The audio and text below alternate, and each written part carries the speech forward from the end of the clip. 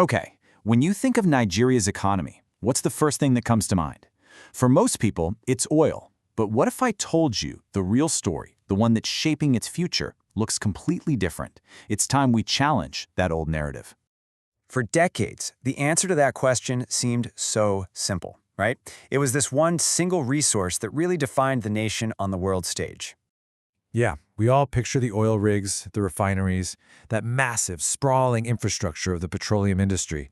But what if that whole story is just incomplete? What if the real engine of growth is hiding somewhere else entirely? It is.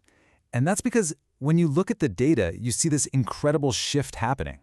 The economy is literally splitting into two very separate, very different worlds. You've got the legacy oil economy on one side, and then this dynamic, super fast-growing digital economy just exploding on the other. Okay, let's start with a number that might actually shock you. In a recent quarter, the oil sector, the industry we all associate with Nigeria, accounted for just 3.44% of the country's GDP. I mean, just let that sink in. The industry that dominates all the headlines is actually just a tiny sliver of the real economic pie. Which means that everything else, the non-oil sector, contributed this much. This is the core paradox we're diving into today. How can a sector be so small in terms of actual output, but still have so much influence? And more importantly, what in the world is driving that massive 96%? Well, to answer that, we have to look away from the oil fields and turn our attention to Lagos. There's an ecosystem there nicknamed the Silicon Lagoon. And believe me, this isn't just a local story. It's become a global phenomenon.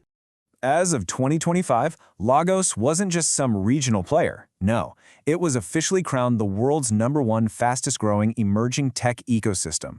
This isn't just hype. We're talking about a tidal wave of innovation, capital, and talent that is fundamentally changing the country's economic destiny. And you can measure that growth in cold, hard cash. The ecosystem's valuation shot up to $15.3 billion. That's an incredible 11.6-fold increase since just 2017. That's the kind of explosive growth that makes global investors sit up and pay very close attention. Okay, but let's put that growth into perspective for a second. This table really tells the tale of two economies. On the left, you've got tech's just explosive, innovation-driven growth. And on the right, that's the story of oil. It's completely dependent on volatile global prices, which, by the way, are projected to drop, and it's driven by external things like OPEC quotas. It is the classic story of the old guard versus the new, hungry challenger.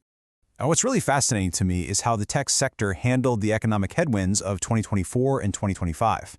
While other sectors were really struggling, tech proved to be unbelievably resilient. Actually, you could almost call it anti-fragile. That idea of a system that doesn't just survive shocks, it actually gets stronger because of them. Yeah, it's really the difference between adapting and just reacting. The oil sector is like this massive supertanker, It's vulnerable to global shocks, it's incredibly slow to change course. But the tech ecosystem, it's more like a fleet of agile speedboats. They see a storm coming, they can change direction on a dime, find new routes, and sometimes even use that rough wind to their advantage. It really shows how constraint can breed innovation. And this chart right here is the proof in the pudding.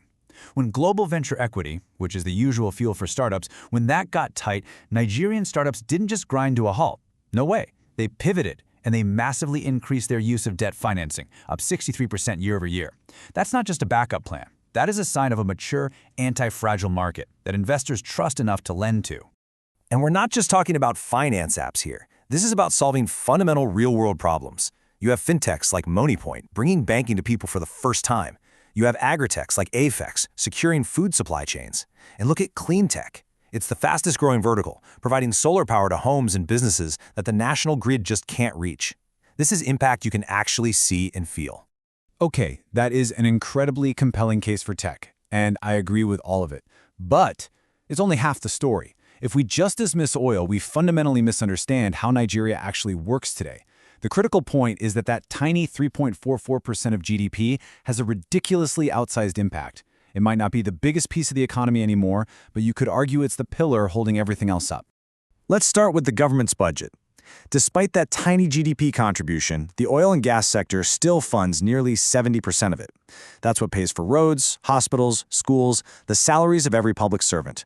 The entire machinery of the state runs on oil money.